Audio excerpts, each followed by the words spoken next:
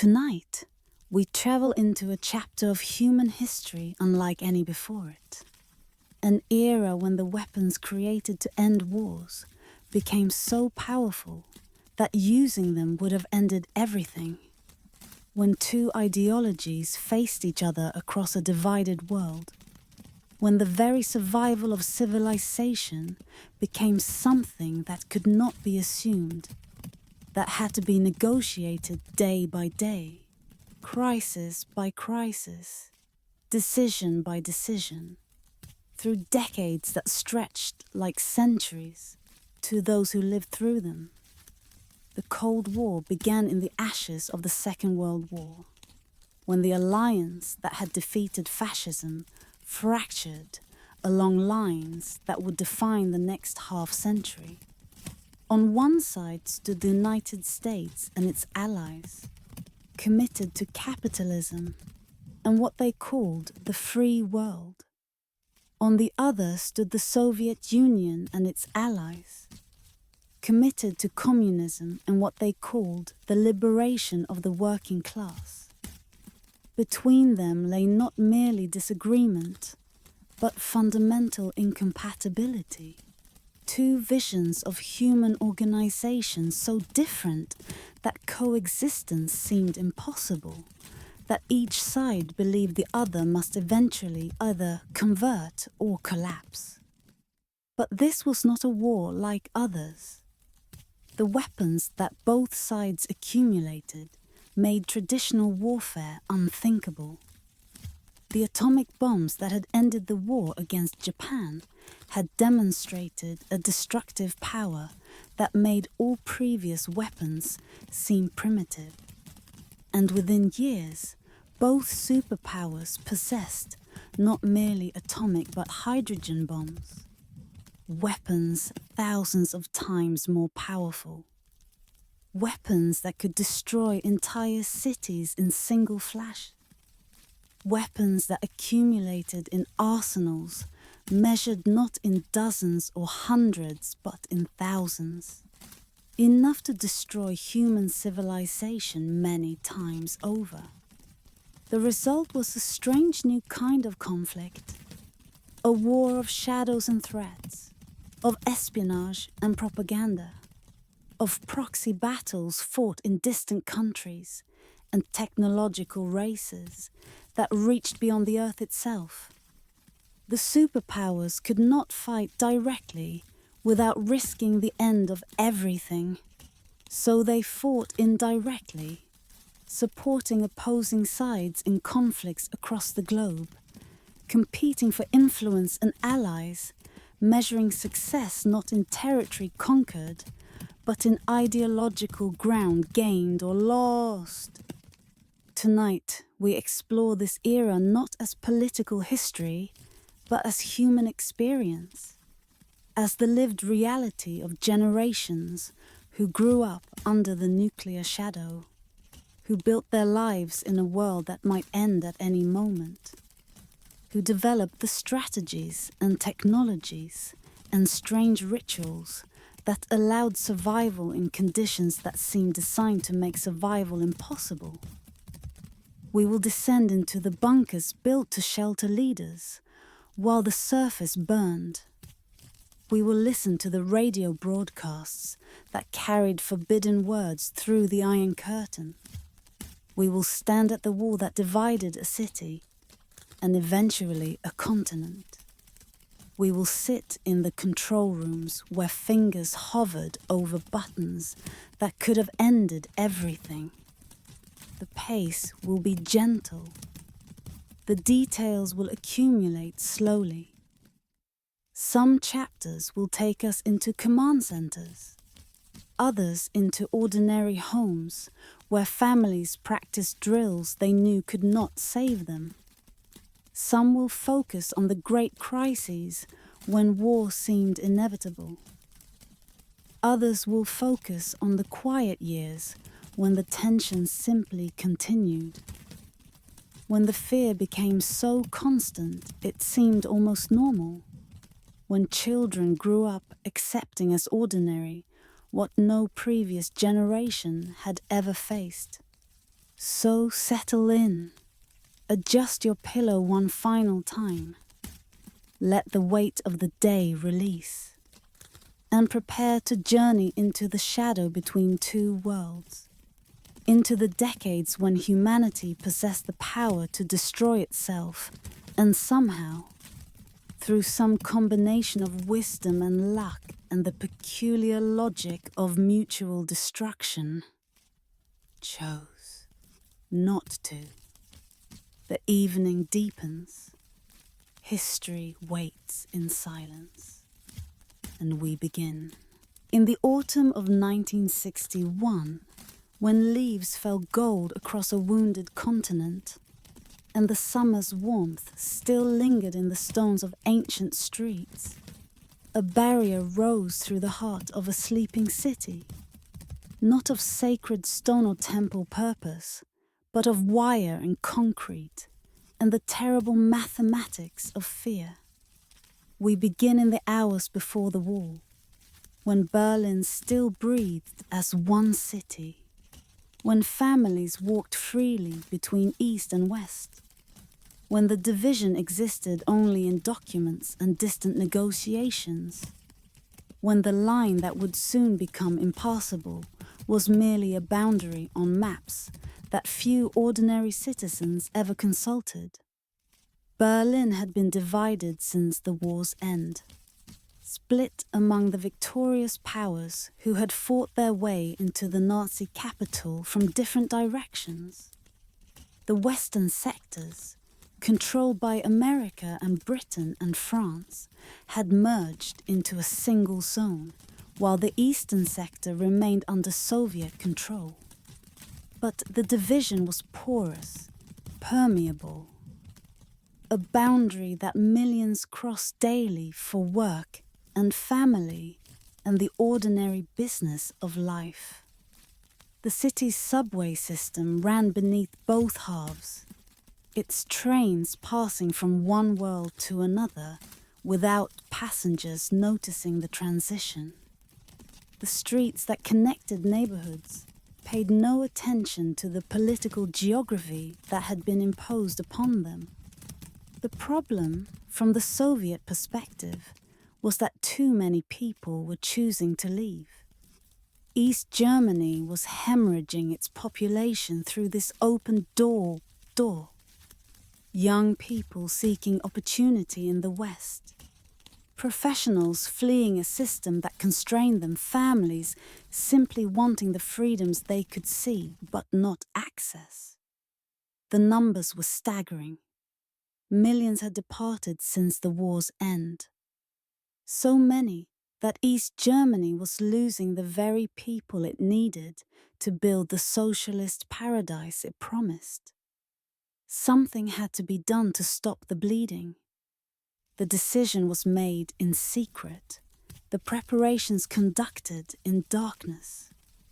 The materials gathered and positioned while the city slept. On the night of August 12, 1961, the operation began.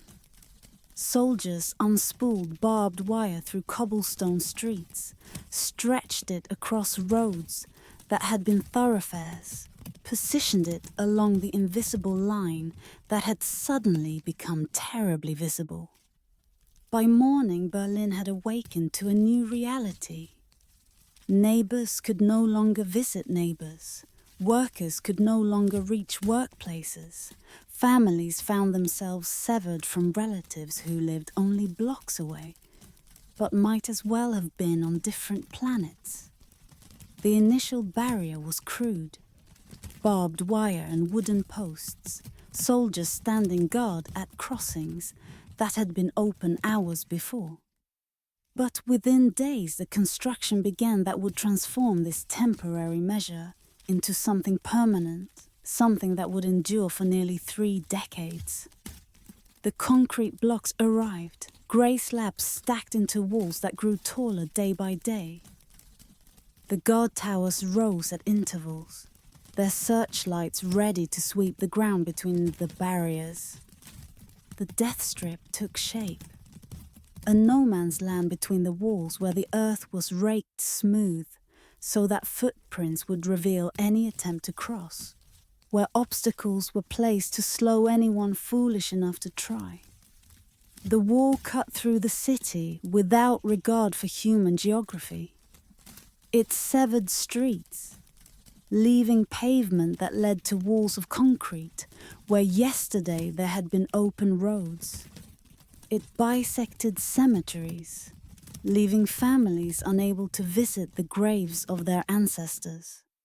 It separated lovers and divided workplaces, created widows of women whose husbands had merely gone to work in the western sector and could not return, created orphans of children whose parents had been visiting relatives when the wire went up.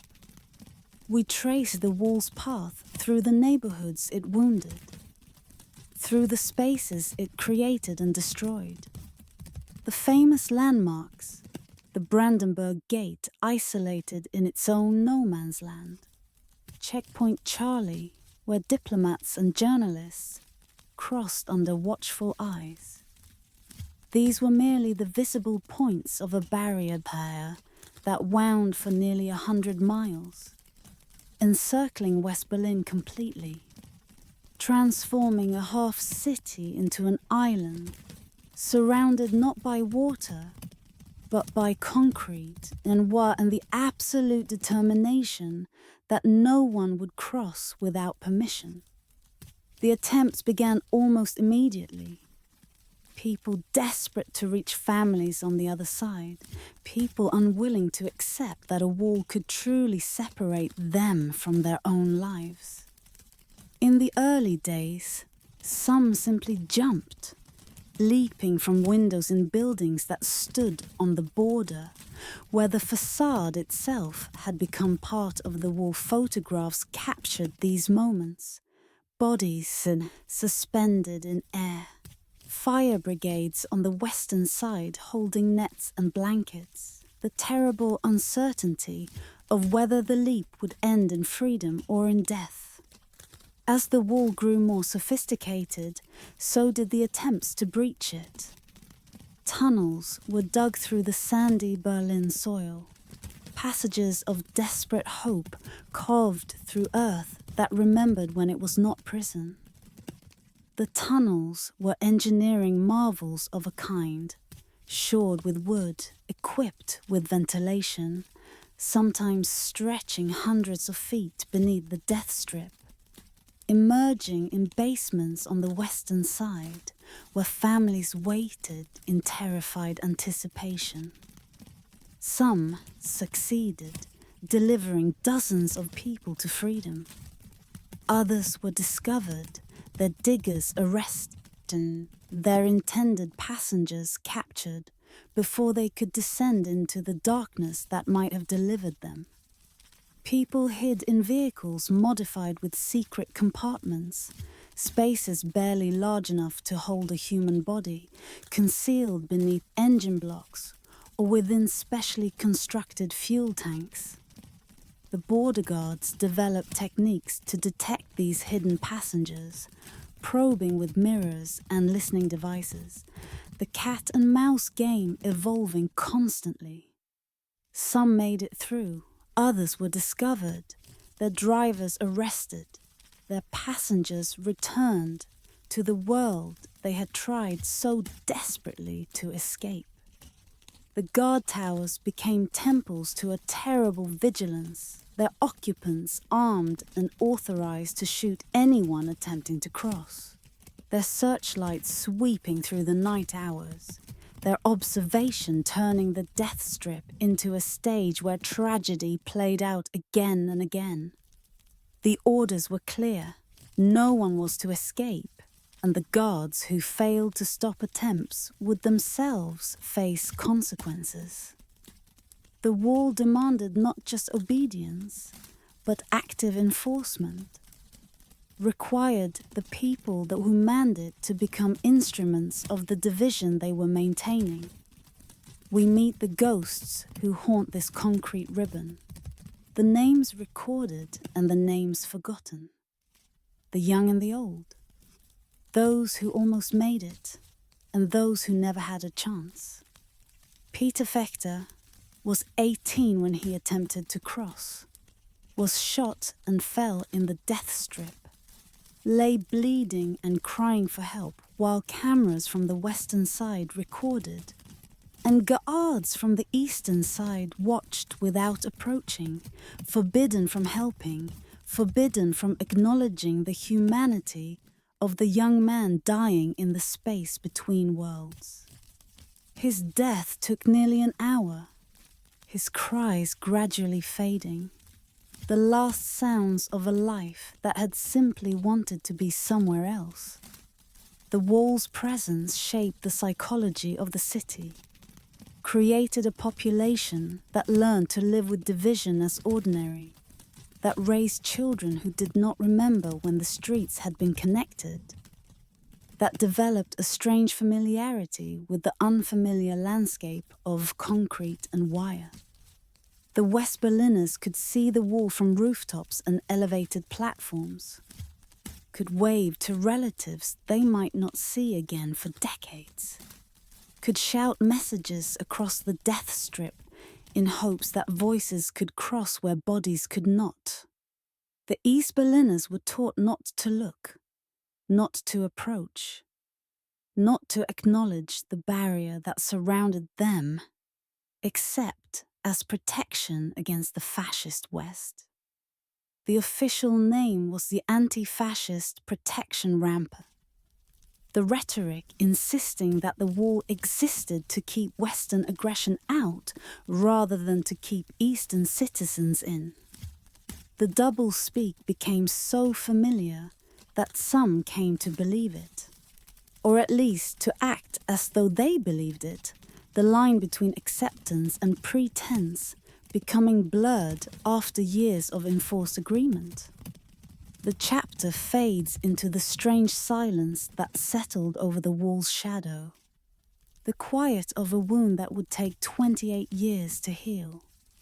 The wall stood as the Cold War's most visible symbol. Abstract ideology made concrete, the division of the world given physical form that could be touched, photographed, wept against. It was not the most dangerous manifestation of the conflict. The nuclear arsenals threatened far greater destruction, but it was the most visible, the most personal, the place where the Cold War's abstractions became immediate and inescapable. A city that had learned to sleep divided, waiting for the morning that would finally, decades later, bring the sound of hammers against concrete, the sound of a wall coming down, deep within granite mountains, in chambers carved by hands that worked in classified silence, in spaces that appear on no public maps and whose existence was denied for decades. The governments of the Cold War built sanctuaries against a fire that never came. Bunkers designed to preserve continuity when the surface world had burned to ash. Underground cities where selected survivors would wait out the aftermath of humanity's final war.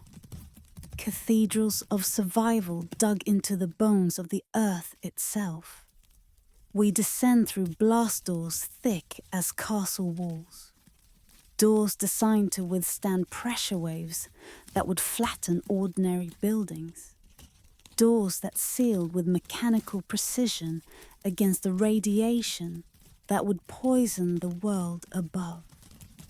The corridors beyond are lit with fluorescent light that has no relationship to the sun, that maintains its constant glow regardless of whether the surface is experiencing day or night, summer or nuclear winter. The air is filtered, recycled, maintained at temperatures and humidity levels that human comfort requires. A completely artificial environment created to sustain life when the natural environment had become hostile to all life.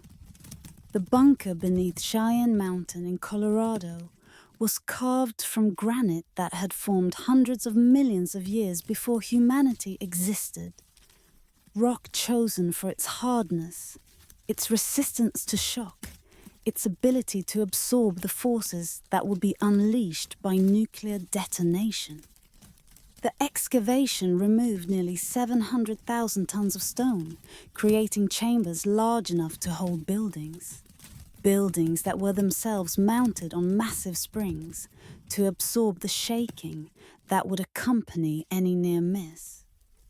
The complex contained its own power generation, its own water supply, its own air filtration. Everything needed to function as an independent civilization, while the civilization above ceased to exist.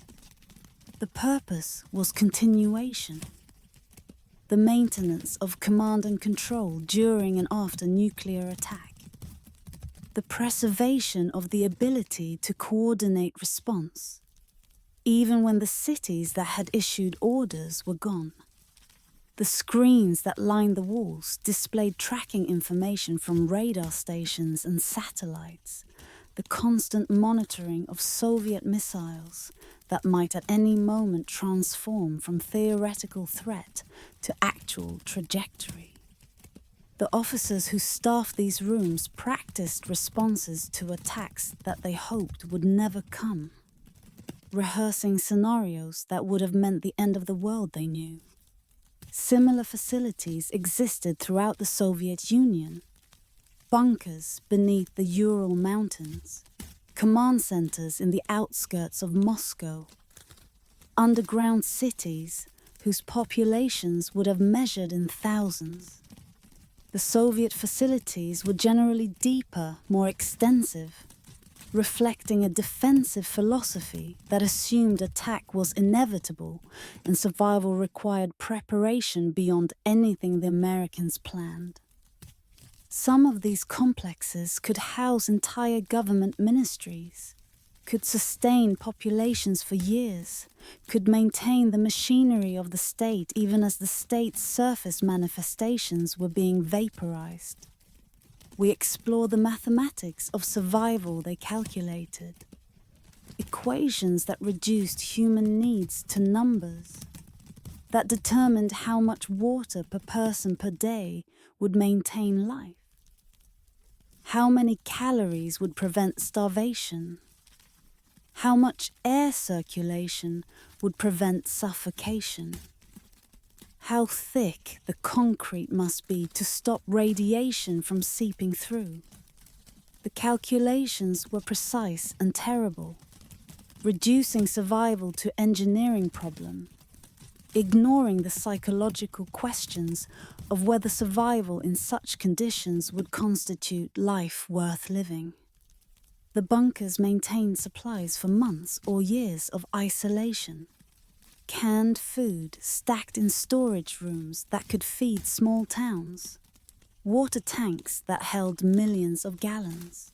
Fuel reserves that could power generators through extended darkness. The supplies were rotated, replaced before expiration dates approached, maintained in readiness for an emergency that might come at any moment, or might never come at all. The maintenance itself became a kind of ritual, the constant preparation for disaster, serving as substitute for the disaster itself. The psychological weight of these spaces settles upon us as we explore them. The understanding that those assigned here were chosen to survive, while their families above were not, that the bunker's purpose was to preserve the ability to continue the war that had destroyed everything worth preserving. The selection was ruthless. Government officials and military commanders, technical specialists and communication experts, the people deemed necessary for continuity of operations. Their families were not included in most plans, the assumption being that emotional ties would be severed, along with everything else when the missiles flew. The command centers were the bunker's hearts, rooms filled with communication equipment and display screens, where officers practiced receiving the orders that would have ended civilization. The procedures were precise. Authentication codes and verification protocols. Chains of command that specified who could authorize what level of response. Fail-safes designed to prevent unauthorized launch while still ensuring that authorized launch remained possible. The tension between security and readiness was never fully resolved. The systems always containing the possibility of error that could trigger catastrophe or failure that could prevent response. Some bunkers were designed for political continuity, shelters for government officials who would emerge after the radiation had subsided to rebuild the nation from the ashes. These facilities maintained records and documents, preserved the institutional memory that would be needed to reconstitute government, stored the artifacts of civilization that would be needed to remember what had been lost. The assumption underlying these preparations was optimistic in a strange way. The belief that something would survive, that rebuilding would be possible, that the destruction would not be total. Other bunkers served purely military functions, command posts for coordinating retaliation, communication nodes for maintaining contact with surviving forces, control centers for the weapons that would be launched in response to attack. These facilities were designed for shorter-term survival, their purpose completed once the missiles had been launched. Their occupants' fate after that essentially irrelevant to their mission. We sit in the command centers where officers would have received orders that history never delivered, where buttons remained unpressed through decade after decade of readiness, where the Cold War's terrible logic reached its purest expression. The logic was simple in theory, complex in practice. The certainty of mutual destruction was supposed to prevent attack. The guarantee that aggression would mean the end of the aggressor serving as deterrent more powerful than any defense could provide. But the logic required that the destruction actually be carried out if deterrence failed. Required that the people in these bunkers be willing to end the world in retaliation for its ending. The exercises were constant. Simulations of attack scenarios, practice runs through launch procedures, testing of communication systems and verification protocols. The exercises maintained readiness while also maintaining the psychological conditioning necessary for people to perform their roles if the moment ever came. The repetition normalized the unthinkable, transformed apocalypse into procedure, made the end of civilization a matter of following steps in proper sequence. The bunkers remained staffed throughout the Cold War decades, their populations rotating through tours of duty that meant living underground for weeks or months at a time, separated from families and sunlight and the ordinary rhythms of life. The experience was disorienting.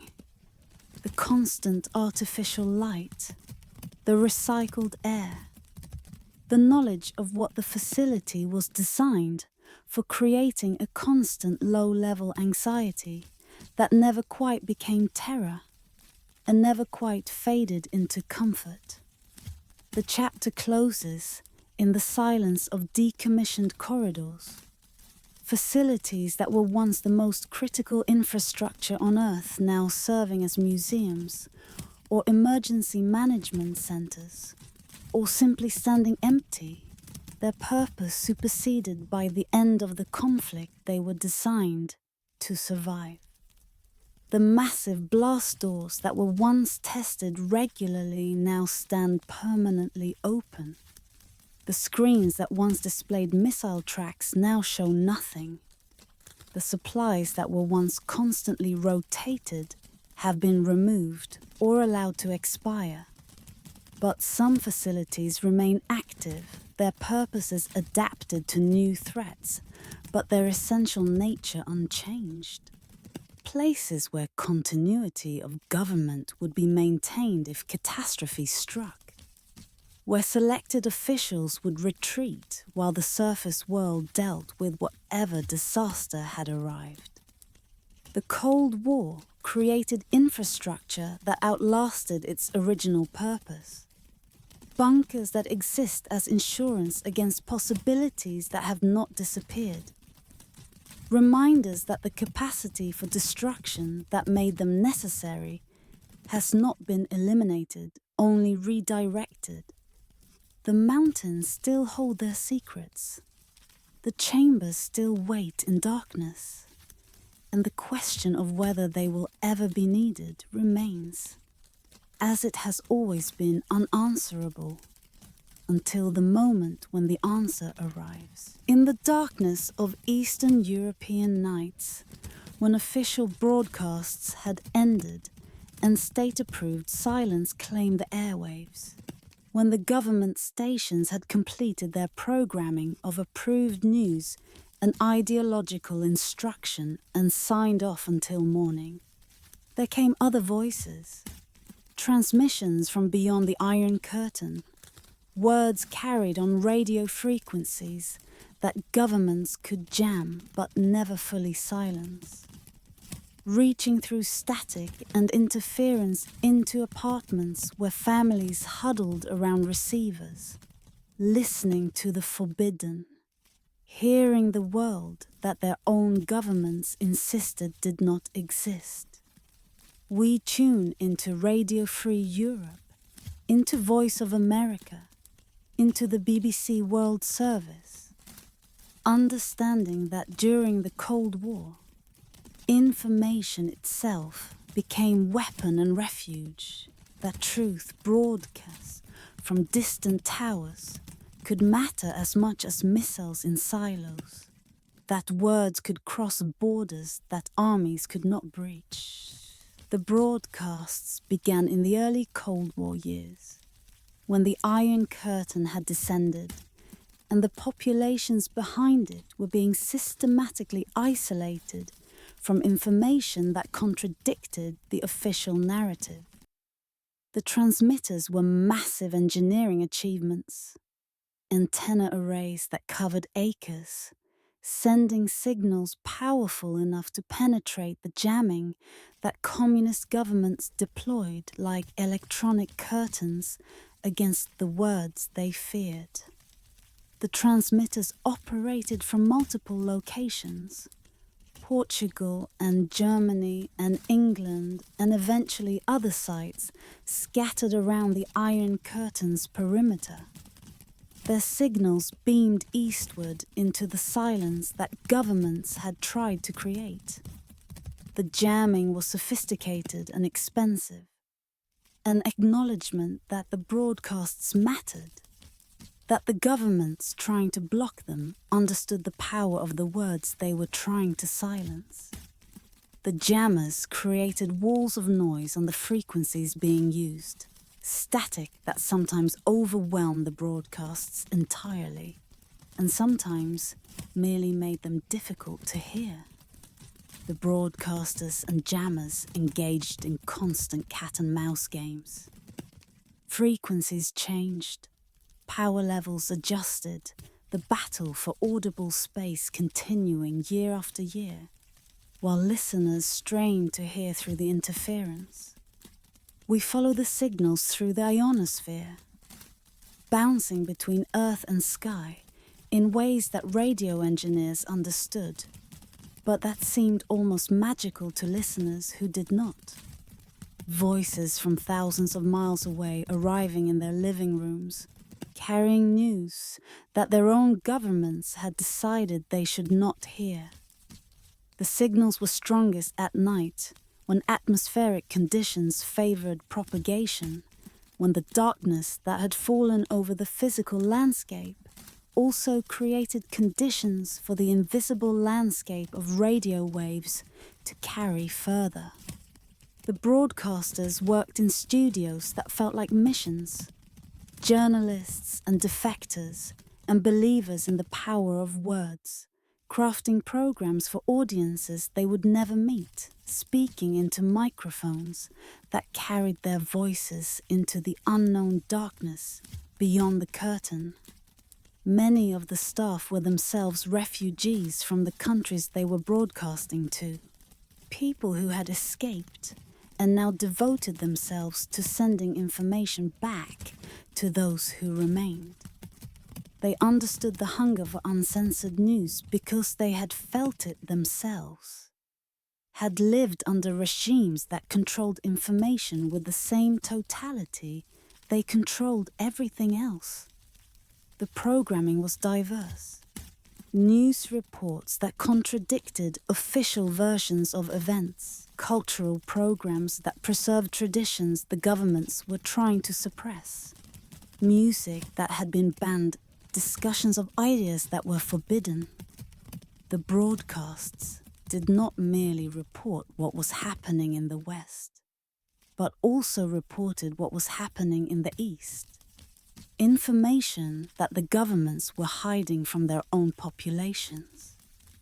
When strikes occurred, or dissidents were arrested, or disasters happened that the official media ignored, the Western broadcasts reported these events, becoming for many listeners the only reliable source of information about their own countries.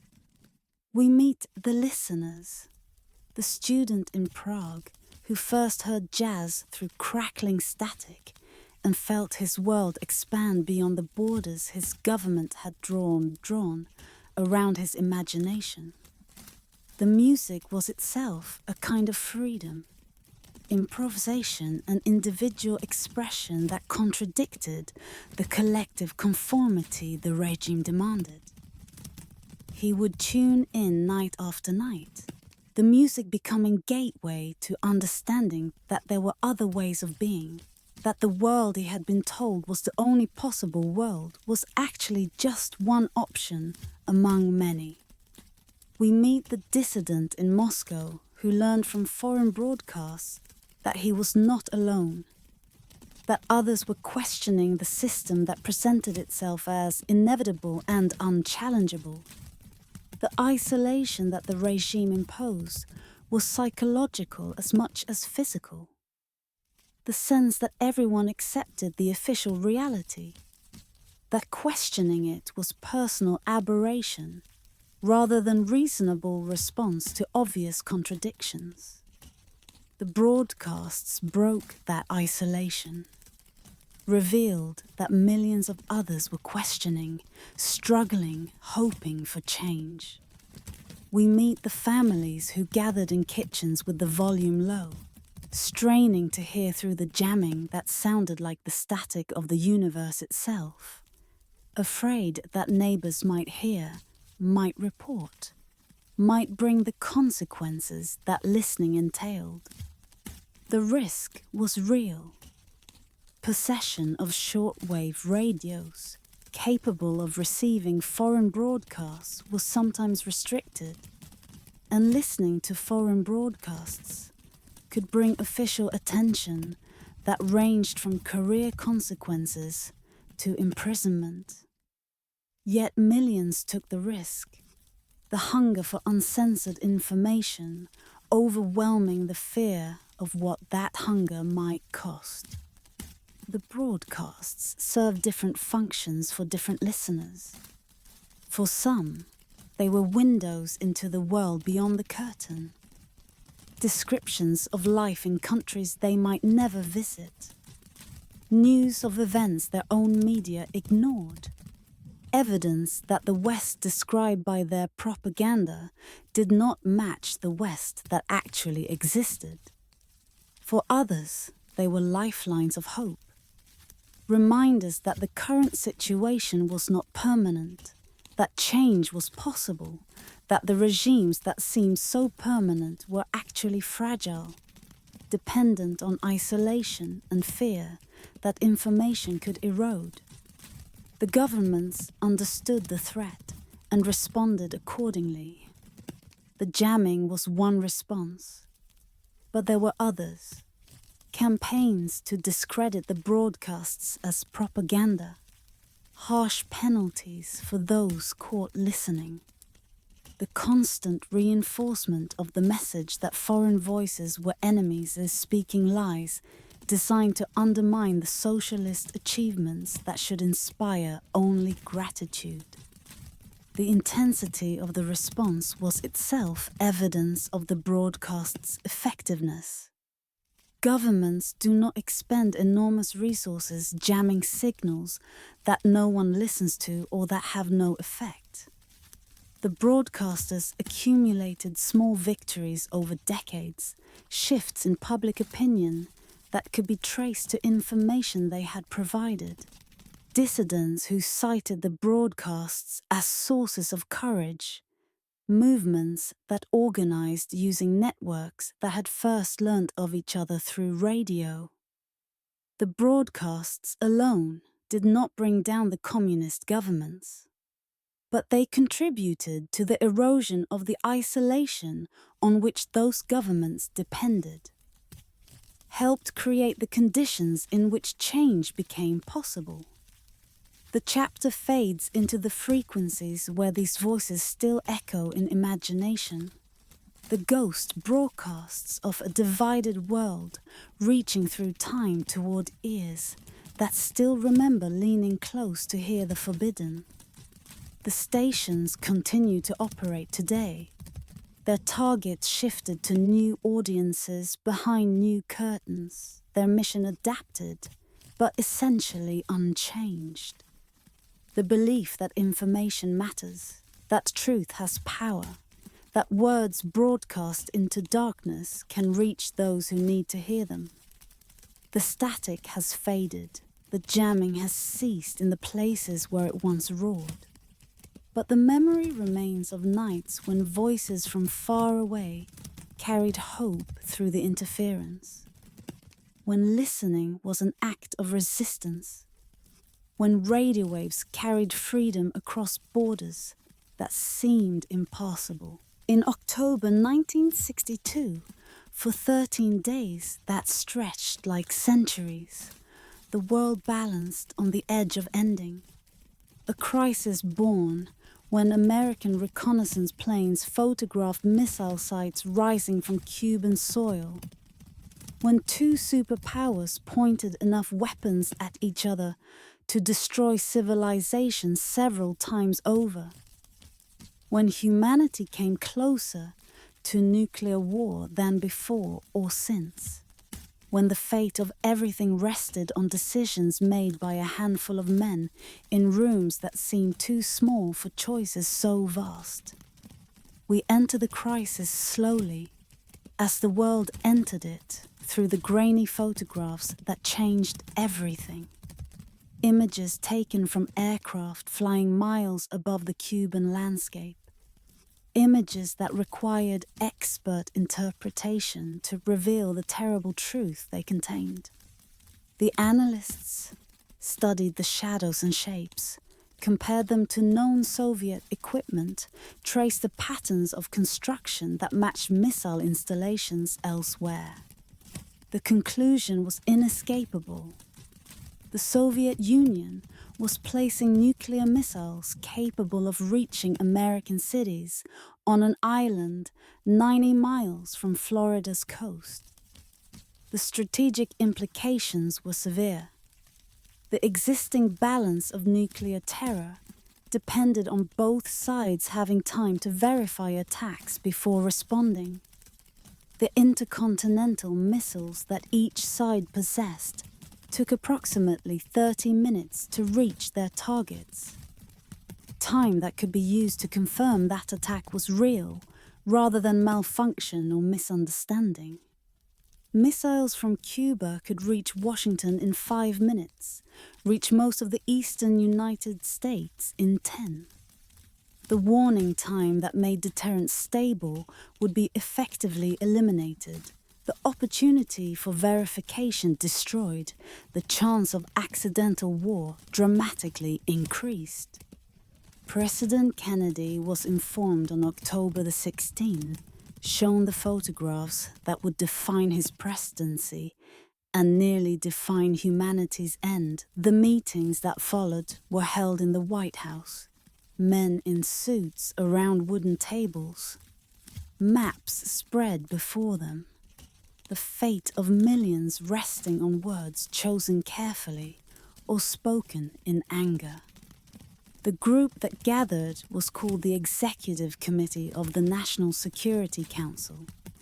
But it was really just a collection of advisors trying to navigate a situation that had no precedent and offered no clear path forward.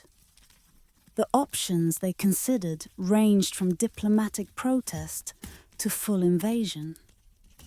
Some advocated immediate military action, airstrikes to destroy the missiles before they became operational, potentially followed by invasion to ensure the threat was permanently eliminated. Others urged caution. The missiles were not yet operational. Time remained for diplomacy. Military action risked escalation that could quickly spiral beyond control. The debates were intense, the participants aware that they were making decisions that could determine whether civilization continued. We traced the naval blockade that Kennedy ultimately chose. A middle path between passive diplomacy and active warfare. A line drawn across Caribbean waters that would stop Soviet ships carrying additional missiles while not directly attacking Soviet forces or Cuban territory.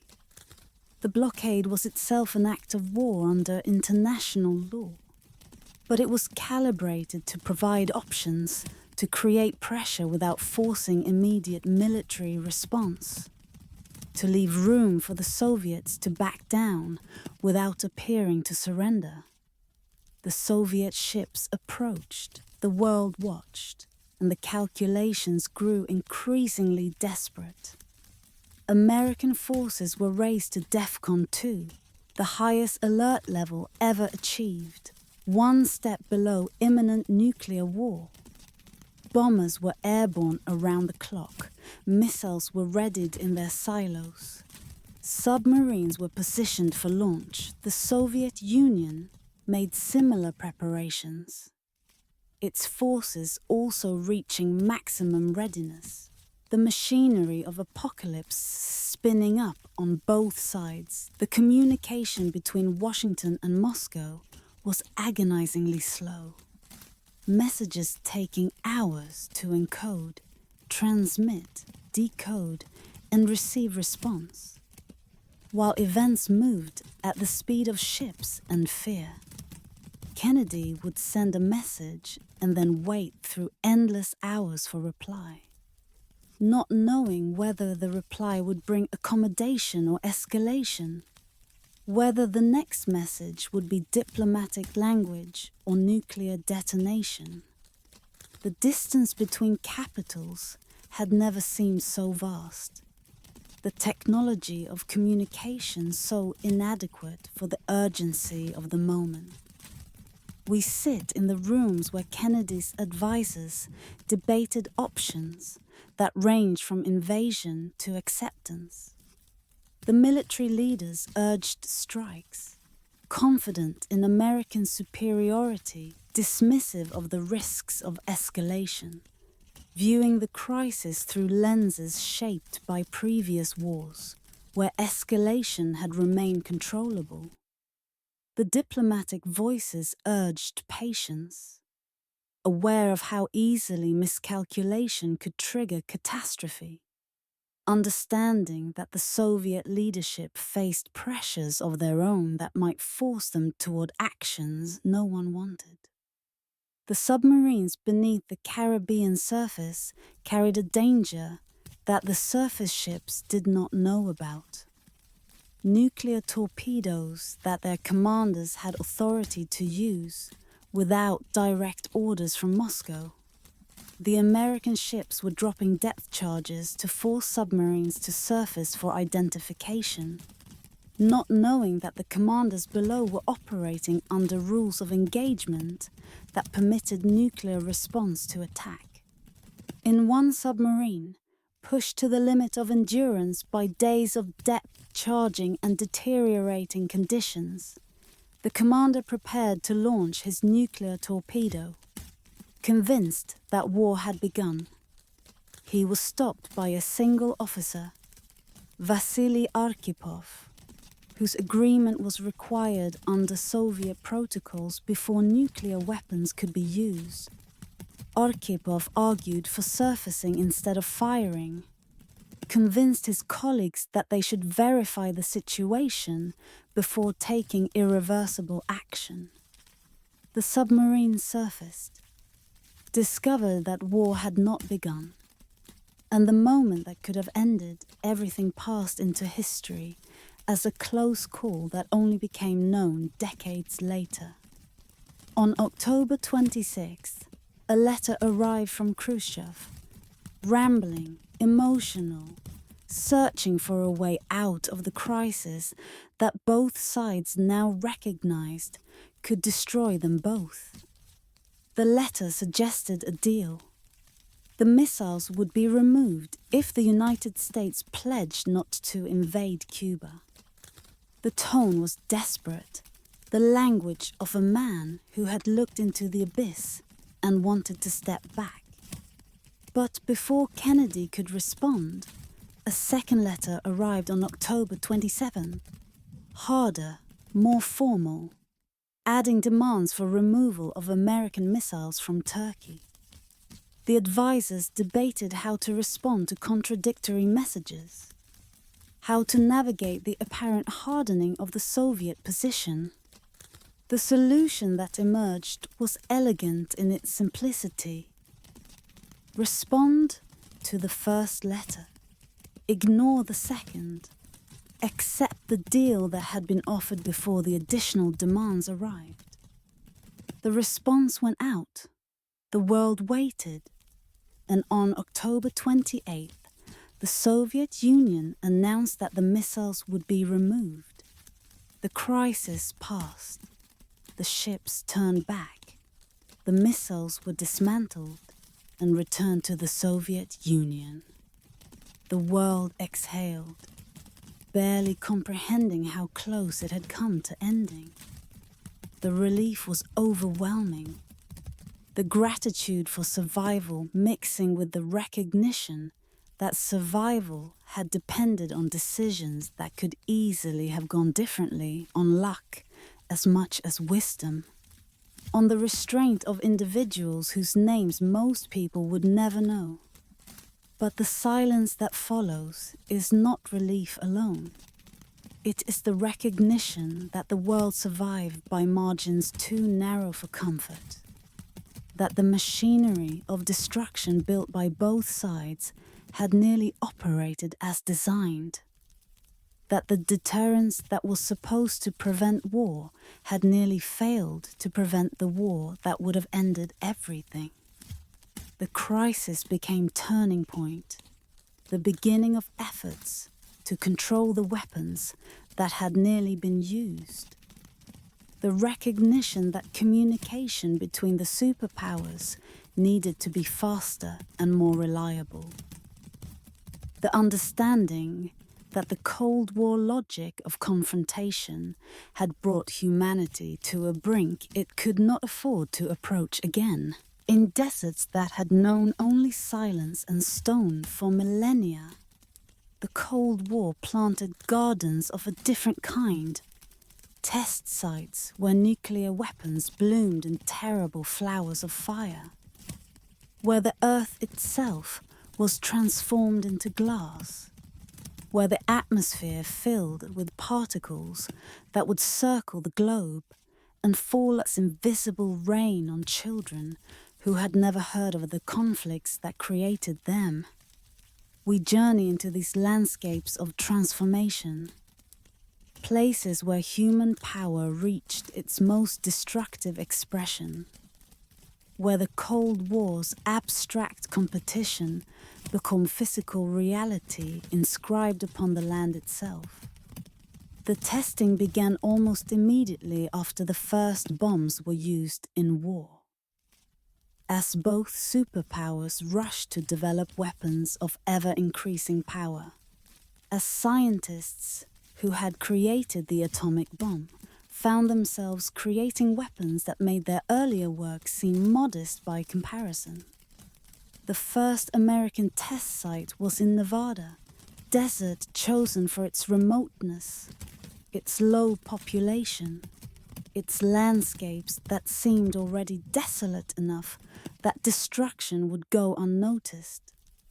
The first Soviet test site was in Kazakhstan, similarly remote, similarly sparsely populated, similarly treated as sacrifice zone for achievements deemed more important than the land or its people. The Nevada test site eventually became a landscape unlike any other on Earth, a region of craters and subsidence zones, of vaporized mountains and fused sand, of monuments to destructive power that will remain visible for geological ages. The testing began above ground, mushroom clouds rising into desert skies, shock waves radiating outward across the basin, heat pulses that could be felt miles away, light flashes visible in cities hundreds of miles distant. Las Vegas, just 65 miles away, became an unlikely spectator to the atomic age. Tourists gathered on rooftops to watch the distant flashes, casinos, scheduled entertainment around announced test times. Postcards were printed featuring mushroom clouds as though they were natural wonders worth commemorating. The tests became tourist attractions. The power they demonstrated a source of civic pride rather than existential terror, the relationship between the weapons and the destruction they were designed to cause somehow disconnected in the public imagination. But the tests were not merely spectacles, they were experiments, systematic explorations of what nuclear weapons could do and how they could be made more effective. The weapons were detonated at different altitudes to measure the effects of airburst versus groundburst. They were detonated in different configurations to maximize blast or radiation or fallout.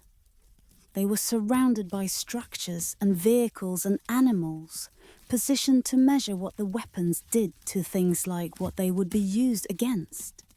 Bridges and buildings, tanks and aircraft, livestock positioned at measured distances to serve as surrogates for the human targets the weapons were designed to destroy.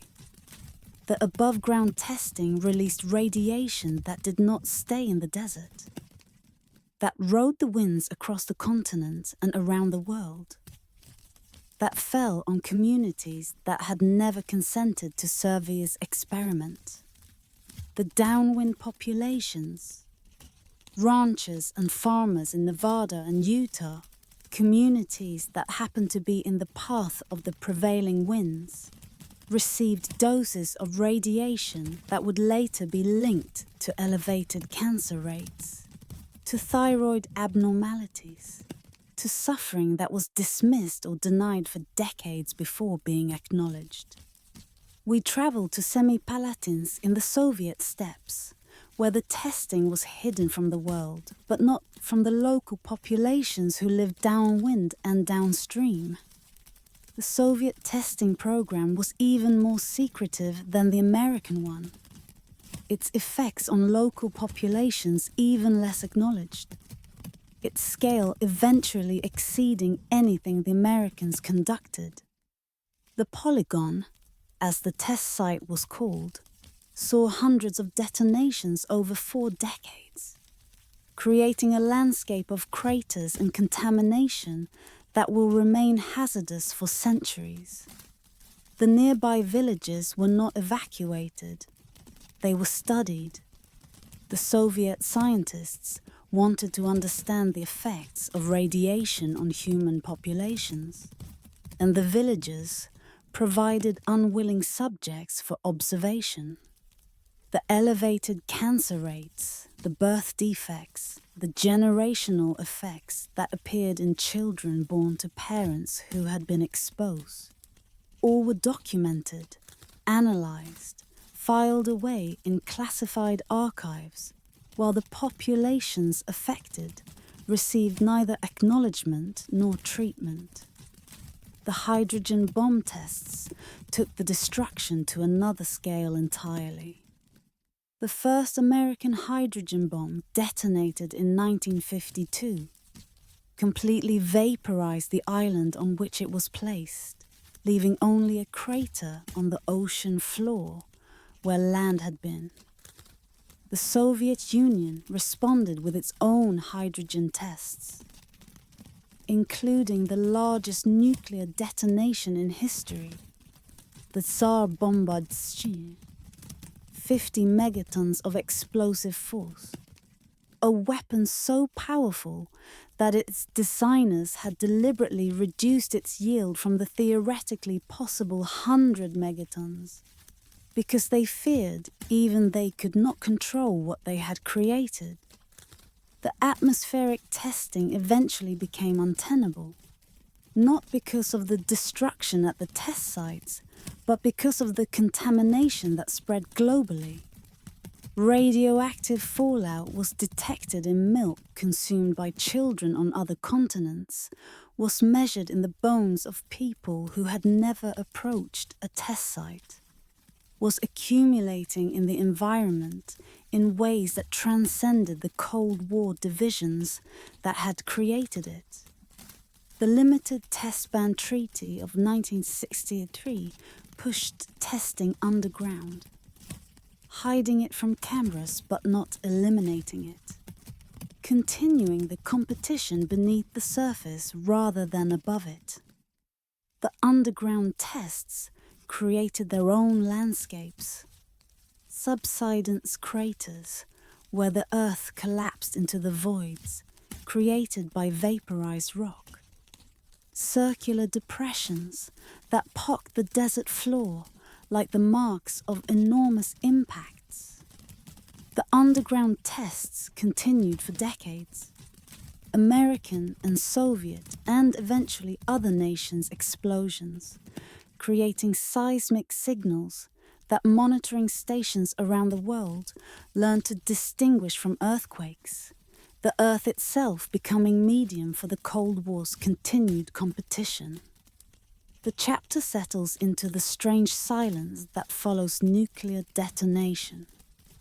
The silence of places where nothing grows, where the very rocks have been transformed, where the Cold War left wounds in the earth that will persist for geological ages. The test sites have been partially cleaned, partially preserved, partially simply abandoned to time's slow remediation. Some craters have filled with water, creating strange lakes in the desert. Some sites have been opened to carefully controlled tourism, visitors walking through landscapes that were once the most secret and dangerous places on Earth. The monuments remain, not monuments to victory or achievement, but monuments to human power exercised without wisdom, to the capacity for destruction that exceeded the capacity to understand consequences, to the Cold War logic that required building weapons too terrible to use, and then testing them hundreds of times to ensure they would work if used. The gardens of the atoms still bloom in their terrible way. Radioactive isotopes decaying according to their own schedules, half-lives measured in years or decades or millennia. The Cold War's legacy, inscribed in elements that will outlast everything else humanity has built. Between the two worlds that the Cold War created, there moved figures who belonged to neither and served both. The spies who crossed borders carrying secrets that could shift the balance of power, who lived double lives so completely that their own families never suspected, who operated in shadows where trust was impossible and betrayal was profession, where the only certainty was uncertainty itself. We enter this world of deception and dedication, of courage and compromise, of individuals who made themselves instruments of powers far greater than themselves. The tradecraft of espionage developed into art form during the Cold War. Techniques refined through trial and error, through catastrophic failures and narrow successes, through the constant evolution of methods for passing information without detection. The dead drop was fundamental, a location known to both agent and handler where messages could be left and retrieved without the two ever meeting. A hollow stone in a park, a gap behind a loose brick, a magnetic container attached beneath a bridge. The agent would mark a signal, chalk on a lamppost, a particular arrangement of objects in a window, indicating that material had been deposited, and the handler would retrieve it hours or days later, the two linked by routine rather than encounter. The brush pass was for more urgent communications, a moment of contact in a crowd, a briefcase or newspaper exchange between two people walking in opposite directions. The transfer completed in seconds before either could be observed. The technique required practice, coordination, and the ability to seem casual while executing precisely choreographed movements. The skill to continue walking as though nothing had happened while carrying secrets that could bring execution if discovered. The safe houses scattered across both sides of the Iron Curtain served as refuges and operational bases. Apartments that appeared ordinary from outside but were equipped for the extraordinary work conducted within. Some were used for meetings that could not happen in public, for debriefings that lasted through nights, for the careful extraction of information from sources who might be telling truth or telling lies, or telling mixtures of both that had to be carefully untangled. We meet the spies who defined the era, figures whose names became famous when their secrets were revealed, whose lives became the stuff of novels and films that could never quite capture the reality of existing between worlds. Rudolf Abel, the Soviet agent who lived in New York as an artist and photographer, who passed secrets to Moscow for nearly a decade before being arrested, who conducted himself with such dignity through his trial that even his captors developed grudging respect. His exchanges of coded messages, his invisible ink communications, his careful construction of a cover identity that concealed one of the most effective intelligence operations of the Cold War. These became the methods that subsequent generations of spies would study and emulate. The British intelligence services were penetrated at the highest levels. The Cambridge Five, recruited as students, rising to positions of enormous responsibility while passing everything they learned to Soviet handlers. Kim Philby rose to become head of the section responsible for anti-Soviet operations, spending years sending agents to their deaths while protecting the Soviet interests he actually served. The betrayal was so complete, so sustained, so damaging that its revelation shattered confidence in institutions that had believed themselves impenetrable.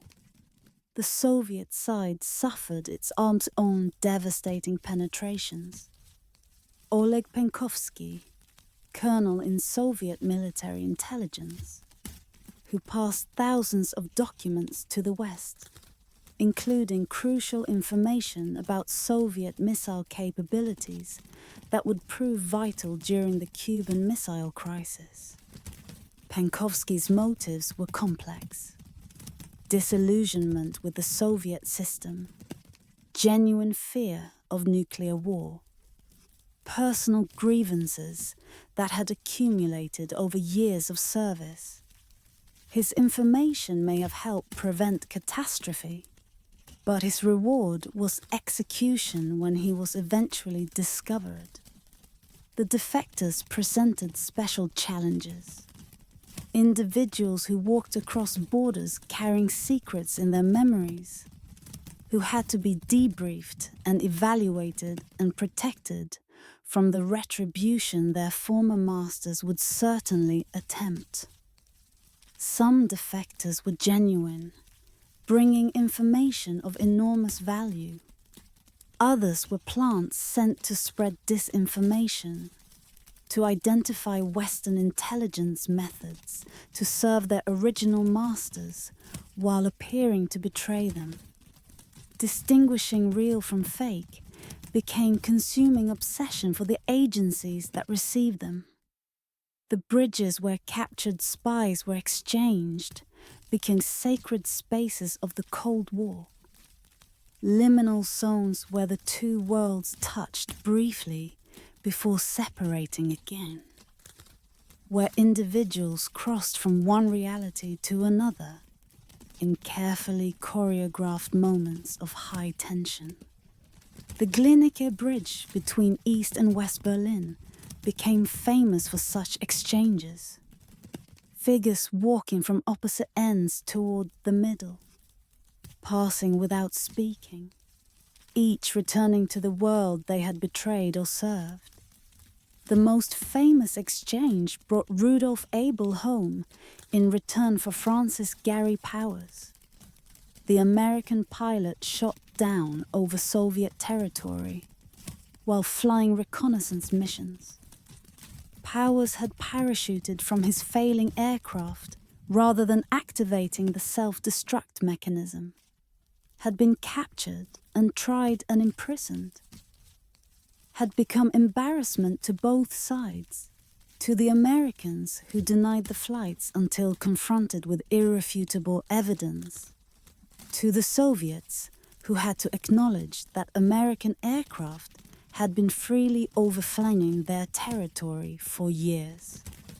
The exchange on the Glienicke Bridge resolved the awkwardness, each side recovering its embarrassment in the trade for the others. The moral dimensions of espionage remained permanently murky. The handlers who sent agents into danger while remaining safe themselves, or the agents who betrayed colleagues and friends in service of causes they might or might not have genuinely believed in. The innocent people caught up in operations that destroyed lives as casually as wars destroyed cities. The spies who believed they were serving higher purposes found those purposes shifting. The ideologies they served revealing themselves as flawed. The sacrifices they made sometimes appearing in retrospect to have served nothing worth serving. The chapter lingers in this moral ambiguity. The recognition that the spy wars were necessary components of the Cold War's larger conflict. That the information obtained sometimes prevented catastrophes that would have been far worse than the betrayals required to obtain it. but also that the human cost was real, was borne by individuals who often had no clear understanding of how their contributions mattered or whether they mattered at all. The silence here is the silence of deception, the quiet spaces between the words that were never spoken truthfully, the permanent uncertainty about what was real and what was performance, who was loyal and who was waiting for the moment to betray. The bridges still stand. The tradecraft has evolved into new technologies, but the essential reality remains. Nations seeking to know each other's secrets, individuals willing to risk everything to obtain or protect them. The shadow war continuing beneath the surface of whatever peace the daylight world believes it has achieved. While the Cold War divided the Earth, it also propelled humanity toward the stars. A competition that began with beeping satellites and culminated with footprints on lunar dust, that transformed rivals into reluctant partners in extending human reach beyond the planet that contained their conflict. We lift off from the gravity of earthbound concerns into the realm where the Cold War's competition achieved something that transcended competition itself, where the race for supremacy became a journey toward wonder that belonged to no nation but to the species entire. The beginning was a sphere the size of a beach ball, a metal shell containing a radio transmitter and batteries, circling the Earth every 96 minutes while broadcasting signals that anyone with a shortwave receiver could hear.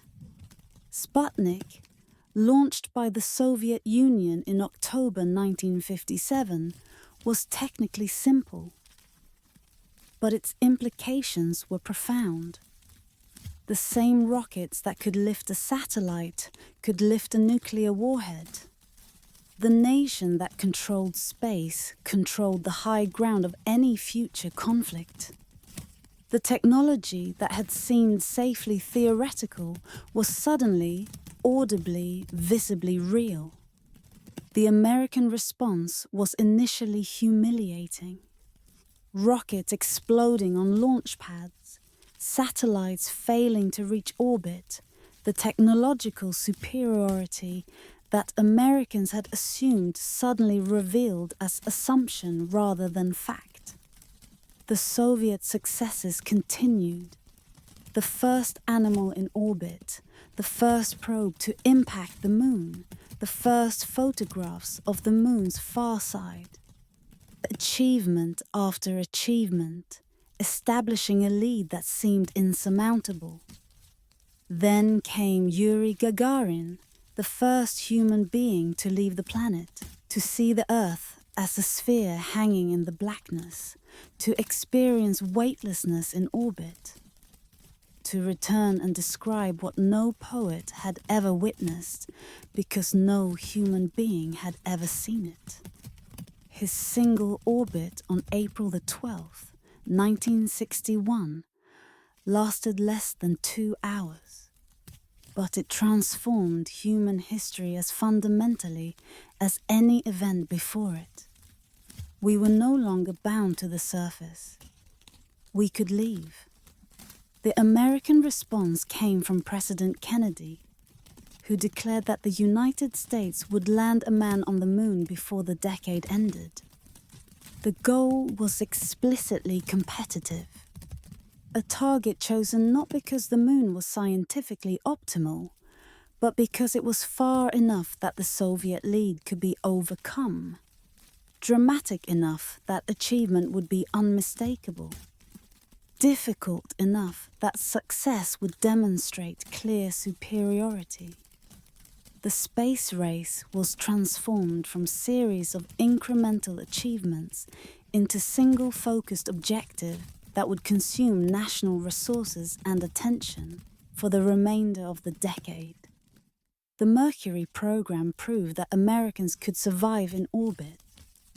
the Gemini program developed the techniques that would be needed for lunar missions, rendezvous and docking, spacewalks, long-duration flights that tested human endurance in the environment of space.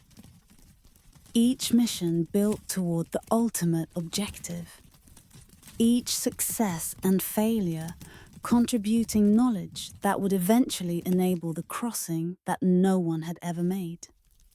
The Soviet program continued its achievements, but increasingly focused on different objectives. Stations in orbit, long-duration missions, the accumulation of experience in the environment where humans would eventually live and work. These seemed more valuable to Soviet planners than the single dramatic gesture of a moon landing. The resources that America was concentrating on Apollo were never matched by Soviet commitment to their own lunar program, which proceeded in secret, suffered catastrophic failures, and was eventually abandoned without acknowledgement. We sit in the control rooms where engineers stared at screens during critical moments, where the data streams from spacecraft in transit represented human lives hanging in the balance, where the margin between success and disaster was measured in numbers that flickered across displays. The flight controllers worked in shifts that blurred day and night, monitoring every system, calculating every contingency, carrying responsibility for outcomes that the whole world would witness. The deaths were part of the story. Cosmonauts who died in accidents that were hidden from the world. Astronauts who burned in a capsule fire during a routine test. The sacrifice that the competition demanded. The Apollo 1 fire killed 3 astronauts before they ever left the ground. Revealed flaws in design and procedure that had to be addressed before the program could continue. The disaster delayed the schedule, but strengthened the resolve. The lessons learned incorporated into the vehicles that would eventually succeed.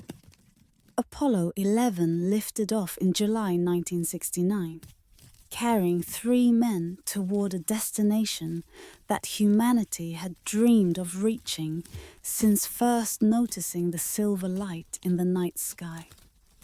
The journey took 3 days.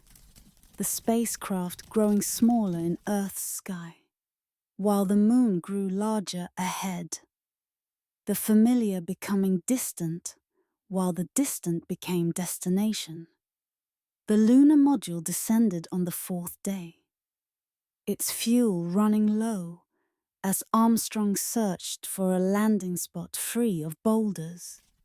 The final moments of the descent among the most tense in human history. The landing itself was anticlimactic, a gentle settling onto grey dust, a confirmation that systems were stable, a pause before the next step that would matter more than any step before it. Armstrong descended the ladder slowly, paused on the final rung, then stepped onto soil that had known only the vacuum of space for billions of years. The words he spoke were heard by hundreds of millions. The footprint he left will remain visible for millions of years. The achievement transcended the competition that had made it possible. The chapter settles on this moment. The recognition that the Cold War's rivalry had produced something that belonged to no nation, that the competition for supremacy had resulted in achievement that enhanced all humanity, that the flags planted on lunar surface would eventually fade, while the accomplishment they marked would endure as long as humanity remembered anything. The astronauts who walked on the moon reported a transformation in perspective, seeing the Earth from that distance, small and fragile against the blackness, the borders that divided nations invisible, the conflicts that consumed such energy seeming suddenly petty against the vastness that surrounded them. The space race continued in diminished form. More landings, then none. Stations in orbit, probes to distant planets. The competition evolving into something closer to cooperation as the superpowers recognized that space was too expensive for rivalry to sustain. The culmination came in 1975 when American and Soviet spacecraft docked in orbit, their crews shaking hands through connecting hatches. The enemies becoming partners in a realm where national differences seemed less important than shared human achievement.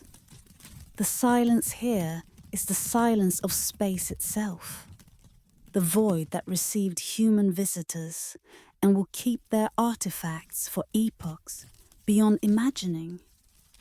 The emptiness that the Cold War's competition compelled humanity to enter, and that may eventually become humanity's permanent home. The race toward distant light became journey beyond competition, achievement that outlasted the conflict that generated it, monument to what humans could accomplish when they devoted themselves fully to reaching beyond their limitations, even when their motives were as tangled as the motives of the Cold War always were. In the aftermath of the Cuban Missile Crisis, when the world had glimpsed how close it had come to ending, when the leaders who had navigated the crisis recognized that communication failures had nearly proved fatal, there appeared a new kind of connection, a direct link between Washington and Moscow that could bypass the delays of diplomatic channels, that could carry words between the two men who held the power to end civilization, a lifeline against the miscalculation that had nearly proved catastrophic. The hotline was never actually a telephone, though popular imagination pictured a red phone sitting on presidential desks, awaiting emergency calls. The reality was more mundane. Teletype machines capable of transmitting written messages, selected because writing could be translated and considered more carefully than spoken words, because the written record would prevent the misunderstandings that verbal communication might create, because leaders addressing the possibility of nuclear war needed precision more than they needed speed. The system was established in 1963. The technical agreements negotiated through diplomatic channels, while engineers planned the actual implementation. The primary circuit ran from Washington through London and Copenhagen to Moscow.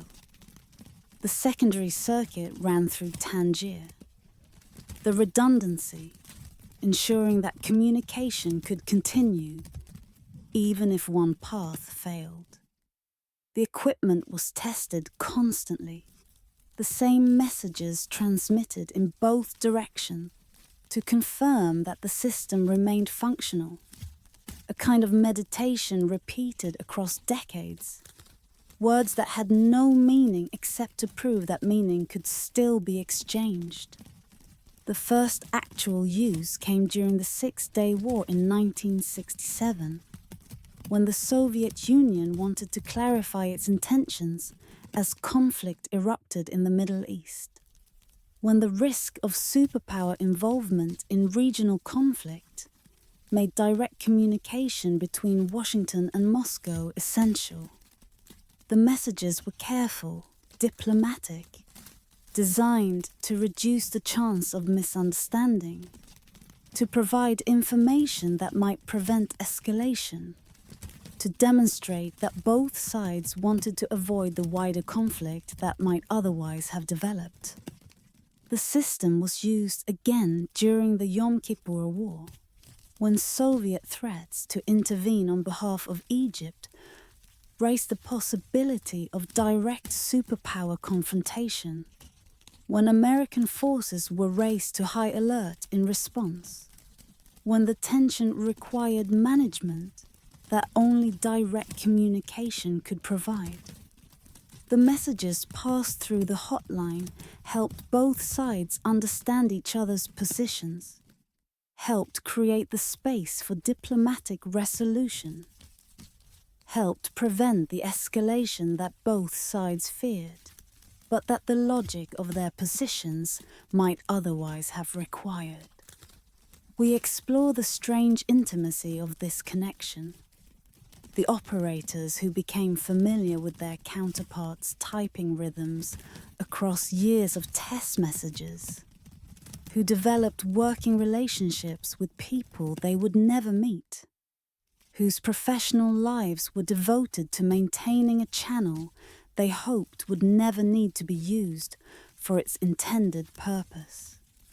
The operators were among the most carefully vetted personnel in either government, entrusted with communications that could literally determine whether civilization survived. The technology evolved over decades, from teletype to fax to eventually fiber optic cables carrying digital communications.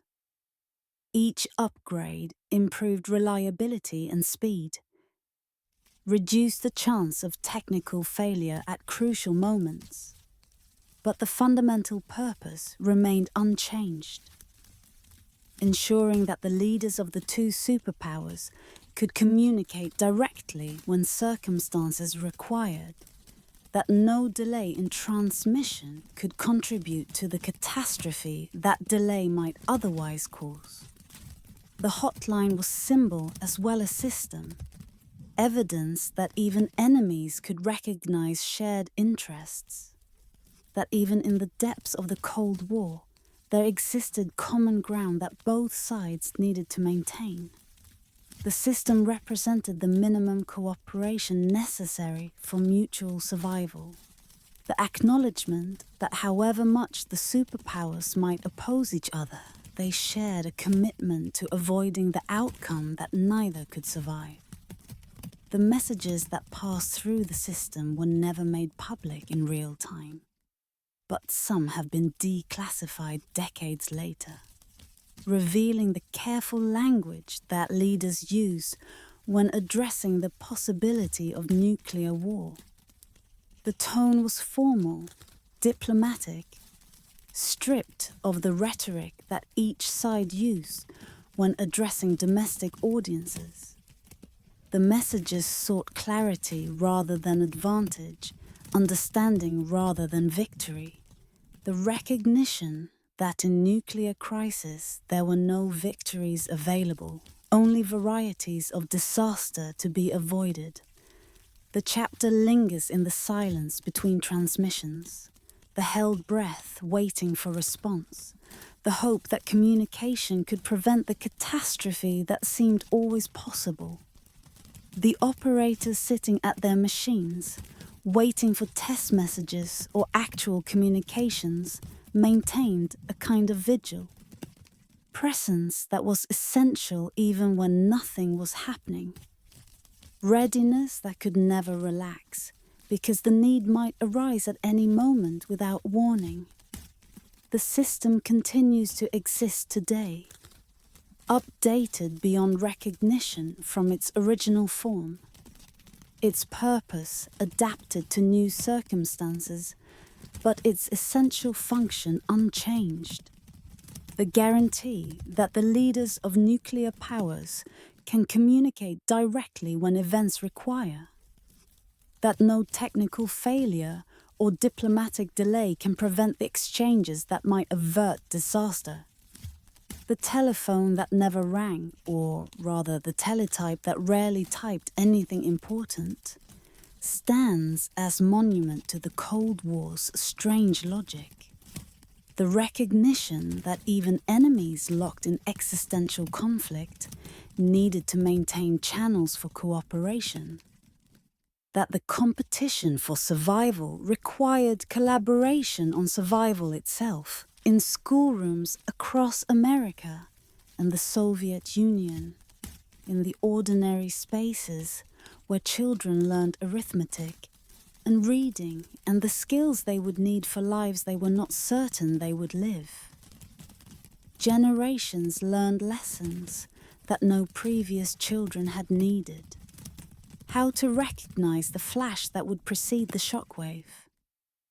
How to shelter beneath desks that could not have protected them from anything. How to accept that the world they knew might end at any moment, and that this ending was somehow normal, was simply part of the world they had inherited.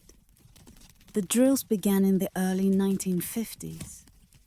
As nuclear arsenals grew and the possibility of attack became something that governments felt they needed to address. The American program was called Duck and Cover. Its instructions disseminated through films and pamphlets. Its practice integrated into the school day like fire drills or tornado warnings. When the alarm sounded, or when the teacher gave the signal, children were trained to drop beneath their desks, cover their heads with their hands, close their eyes against the flash that would precede the blast. The absurdity was evident even to adults, though many chose not to acknowledge it. A wooden desk could not protect against nuclear explosion. Closing eyes would not prevent blindness from the flash. The drills were theatre, ritual designed to create illusion of control in a situation where control was impossible. To give populations something to do while waiting for destruction they could not prevent. The adults who designed and implemented the programs may have known their limitations, but they proceeded anyway, preferring the comfort of false preparation to the terror of acknowledged helplessness. We watched the films that taught these lessons. Bert the turtle demonstrating how to duck and cover. Cheerful animation explaining how to protect yourself from the bomb. The tone deliberately casual, the message that nuclear attack was serious but manageable. That following instructions would provide safety that following instructions could not actually provide. The films were shown in schools across America, became shared cultural experience for entire generations, created memories that remain vivid decades later. The psychological weight of growing up under the nuclear shadow shaped these generations in ways that are still being understood. Children lay awake wondering if morning would come. Imagined the flash and the blast, absorbed their parents' fears, and transformed them into nightmares that recurred across decades. The anxiety was ambient, was background radiation of a different kind, was the steady recognition that the world might end before homework was completed, before summer vacation arrived, before adulthood was reached. The Soviet children experienced their own version of preparation, drills that taught them to don gas masks, to march in orderly lines toward shelters, to accept that the capitalist enemy across the ocean was constantly plotting their destruction. The rhetoric was different, the enemy named differently, but the underlying message was the same. Nuclear war was possible, perhaps imminent, and the children must be prepared to survive it. The survival preparation was as inadequate as the American version, but it served similar psychological functions, creating illusion of control where none existed.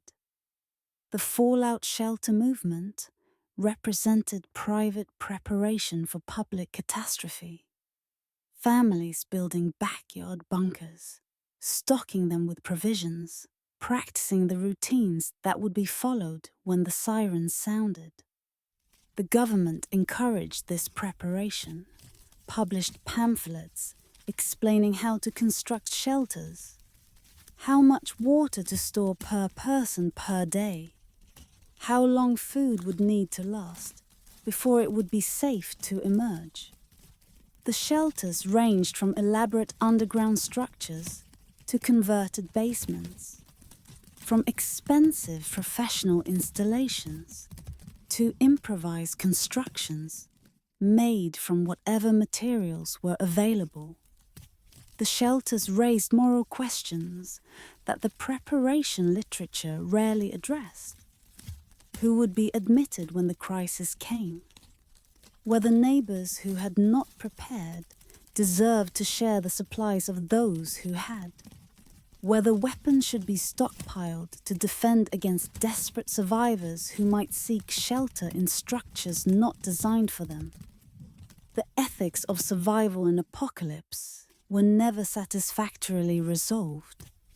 The guidance offered by authorities, contradictory and incomplete, the reality that planning for nuclear war required contemplating situations where normal moral rules might not apply. The shelters were mostly unused, except for storage, their supplies slowly expiring on shelves, their purpose gradually forgotten as decades passed. Without the war, they were designed to survive. The children who had drilled grew into adults who no longer crouched beneath desks, but the lessons they had absorbed remained. The understanding that the world could end, that safety was provisional, that the future was never guaranteed. The psychological residue of nuclear childhood expressed itself in various ways. Cynicism about authority that had provided false reassurance, anxiety that attached to threats that resembled the original terror, the permanent awareness of vulnerability that had been instilled before it could be questioned.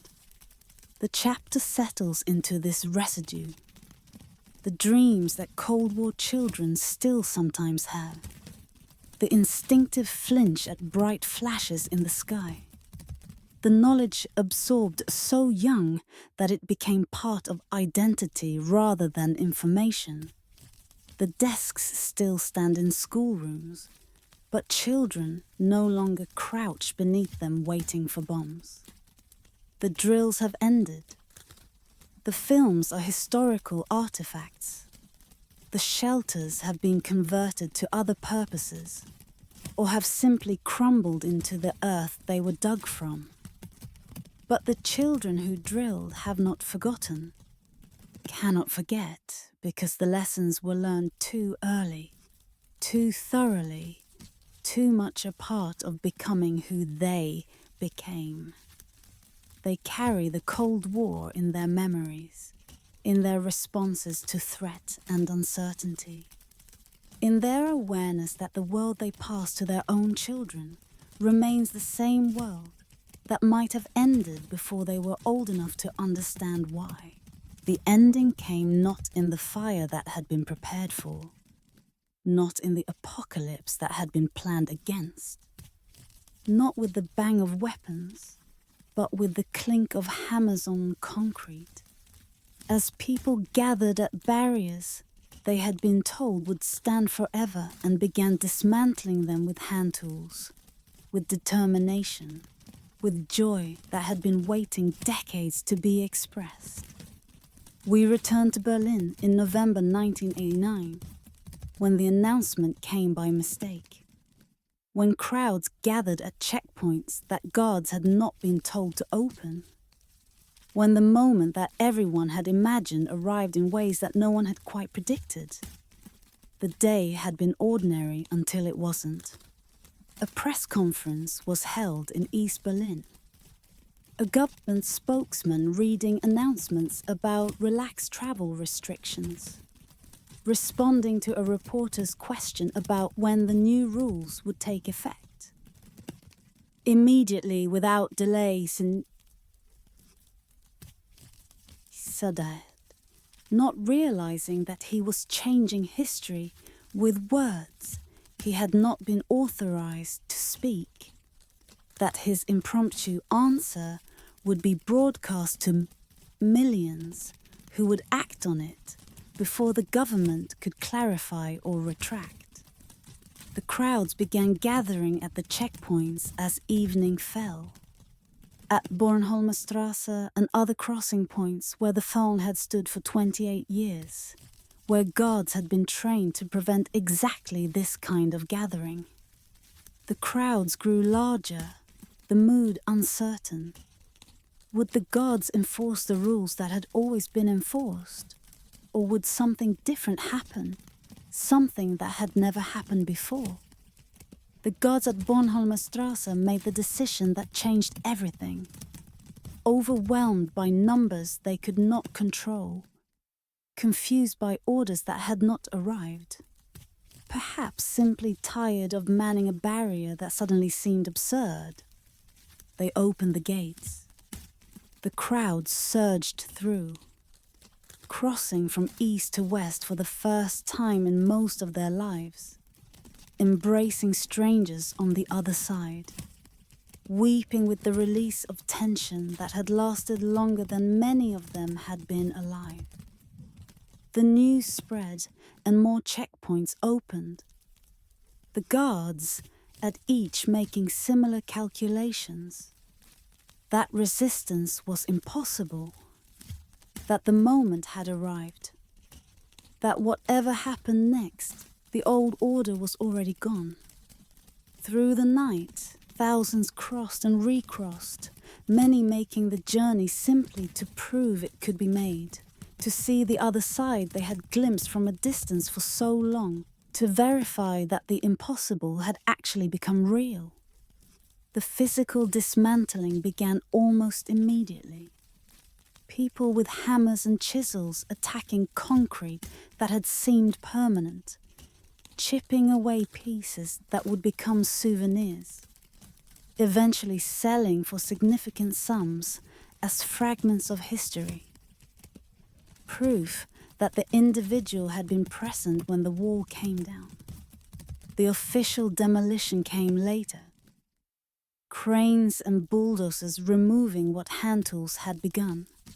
But the symbolic destruction had already been accomplished by ordinary people with ordinary tools, proving that what governments had built, people could dismantle.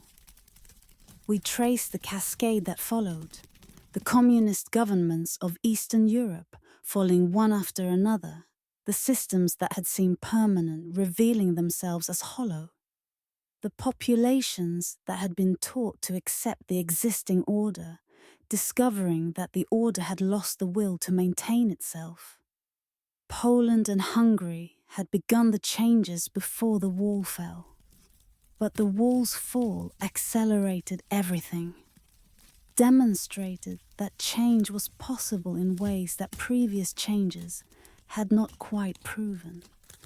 The Soviet Union itself fragmented, the empire that had held together for decades dissolving into constituent republics that had never stopped remembering their separate identities. The process was mostly peaceful, remarkably so given the violence that had maintained the system. But it was also chaotic, creating uncertainties that would take decades to resolve, that remain unresolved in some places today. The intelligence agencies that had devoted decades to understanding the enemy found themselves without purpose, their expertise in Soviet intentions suddenly obsolete, their budgets questioned, their roles uncertain. The military plans that had been constantly refined, the preparations for conflict in the Fulda Gap, the contingencies for nuclear exchange, were suddenly documents of historical interest rather than operational guidance. The weapons remained in silos and submarines, but the enemy they were pointed at had ceased to exist. We sit with those who watched the changes, the dissidents who had spent decades in prison for beliefs that were suddenly mainstream, who found the world they had struggled to create arriving faster than they could absorb it. The true believers whose world had collapsed, who had devoted their lives to building something that had been swept away, who faced the choice of adapting to a reality they had opposed or becoming relics of a vanished order. The ordinary people who had simply wanted to cross a border, to visit relatives, to travel, and who suddenly could, the simplest wishes becoming possible after generations of impossibility. The chapter lingers in the strange silence that followed, the exhausted relief of those who had waited for apocalypse and received instead ordinary days, the uncertain peace of knowing that this particular threat had diminished, the recognition that the world had changed fundamentally, and that no one quite knew what the new world would become. The Cold War ended, not with the bang that had been prepared for, but with the whimper of systems that could no longer sustain themselves, with the discovery that barriers maintained for decades could fall in a night, with the revelation that the permanent was merely temporary, that had lasted longer than usual, in mountains and bunkers and facilities that remain classified even now, in places scattered across the nations that inherited the Cold War's arsenals.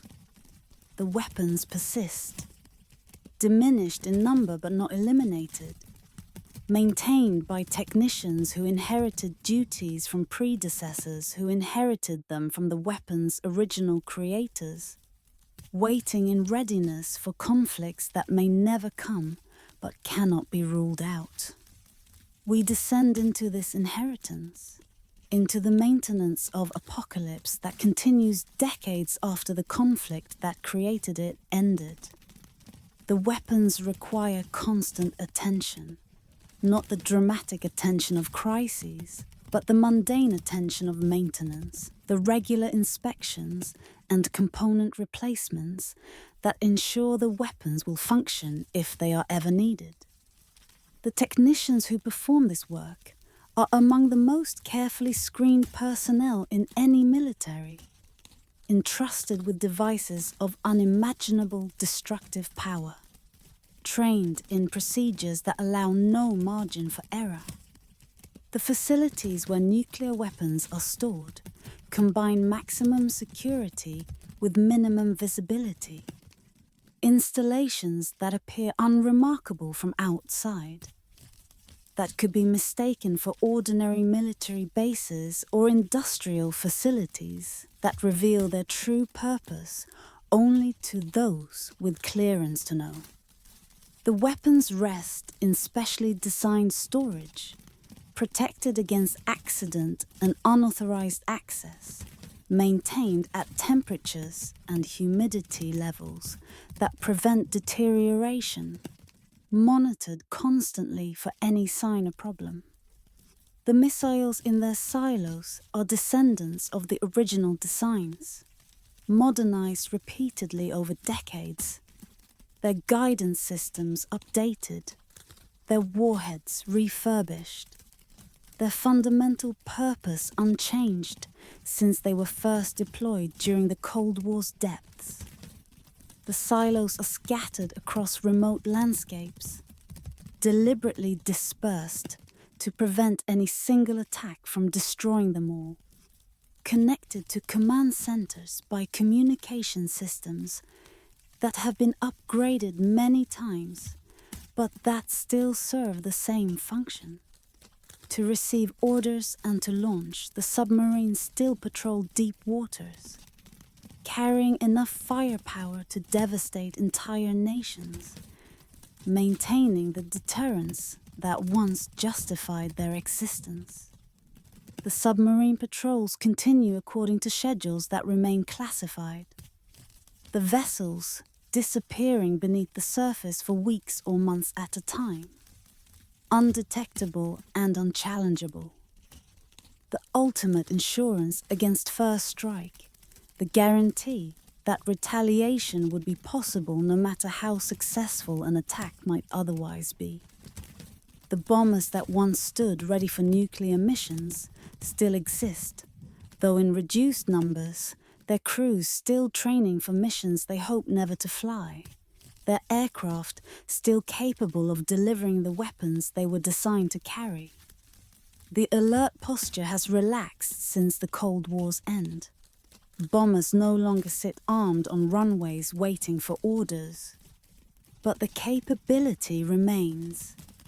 Another element of the triad that ensures nuclear retaliation would be possible from land, sea and air.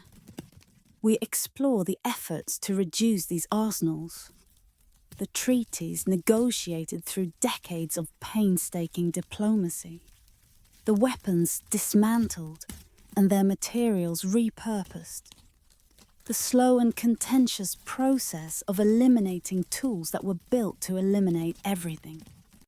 The reductions have been substantial. The arsenals that once numbered in the tens of thousands now number in the thousands. But the remaining weapons still represent destructive power beyond comprehension, still could end civilization if they were ever used. The former enemies cooperate awkwardly in preventing proliferation, sharing intelligence about threats that concern both, united in the desire to prevent others from obtaining what they themselves still possess. The cooperation is incomplete, shadowed by continued competition and mutual suspicion. But it exists.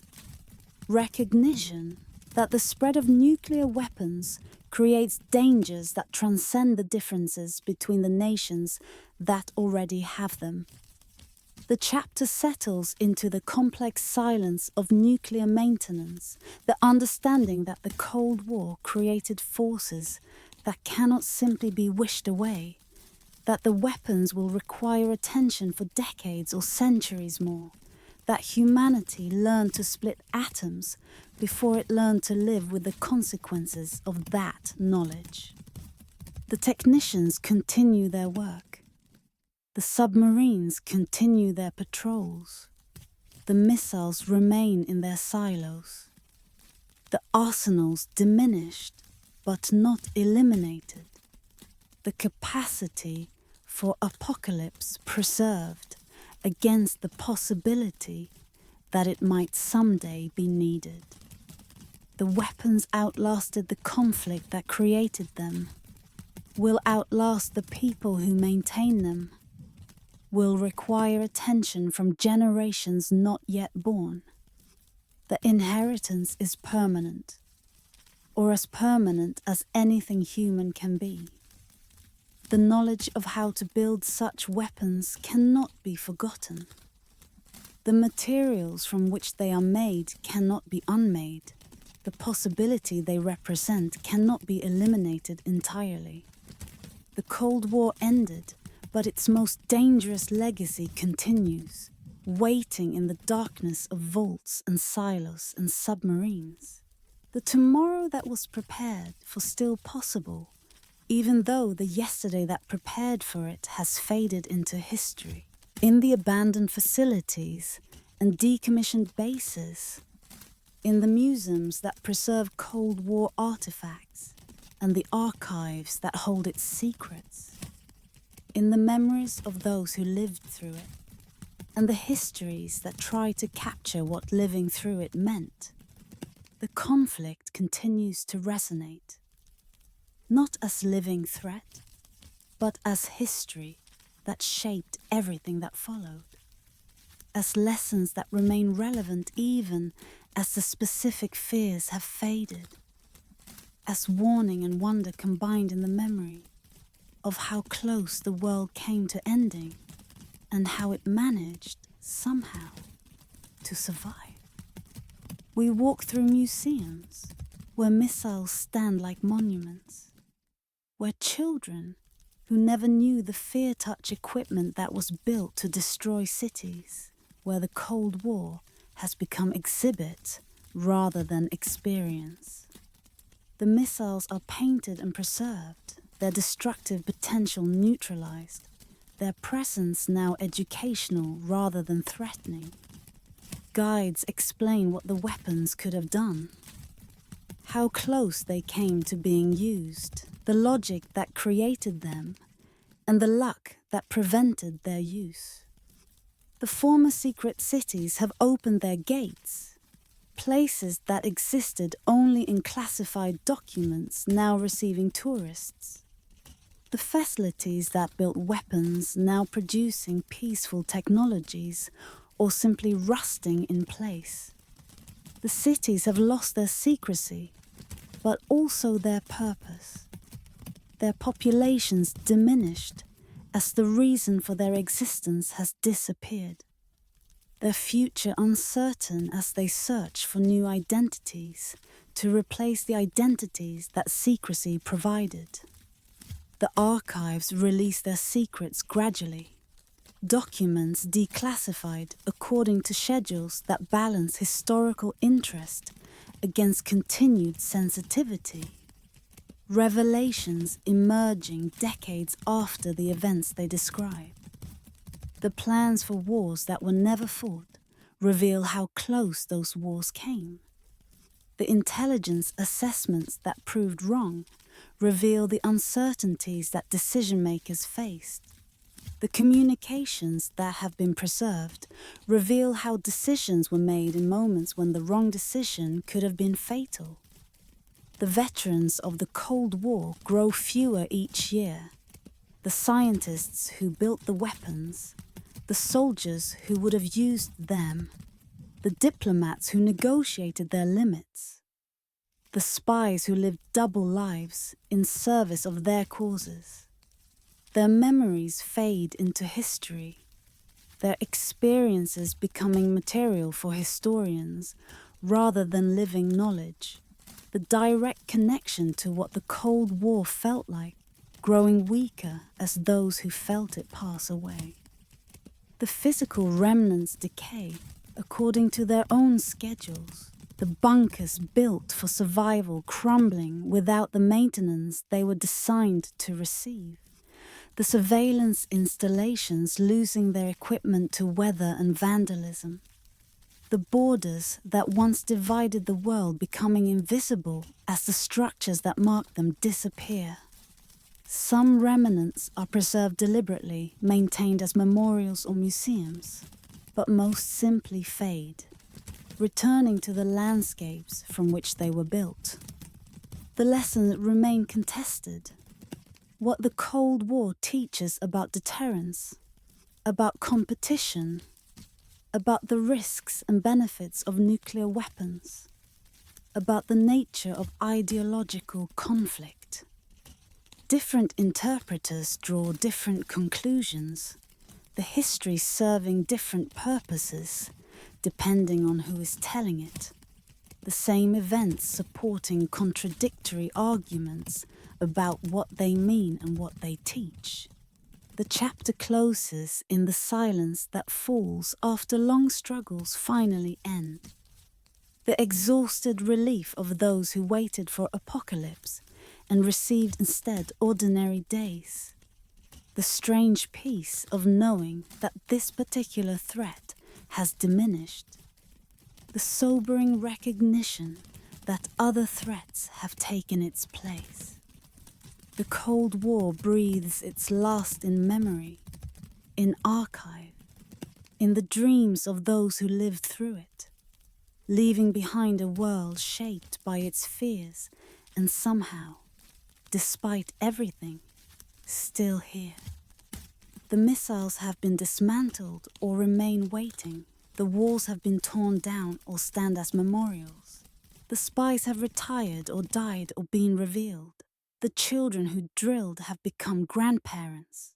The bunkers have been decommissioned or continue their vigil. The competition has ended or has been transformed into new competitions. The history is complete or continues to be written by the present's relationship to the past. The silence holds what words cannot quite capture. The 40 years of fear and preparation. The moments when everything almost ended. The strange normalcy of living under the nuclear shadow. The relief when the shadow lifted. The uncertainty about what the lifting meant. The Cold War echoes in empty corridors, in abandoned bases, in the memories of those who remember, in the histories that try to preserve what memory cannot hold forever. The night deepens, the history settles into sleep, and we rest with the understanding that the world survived something that should perhaps have destroyed it. That the human capacity for destruction was matched, barely, by the human capacity for restraint. That the Cold War's ultimate lesson might simply be that we are still here, still capable of ending everything, still choosing day after day, not to. The echoes fade, the silence deepens, and history finally sleeps.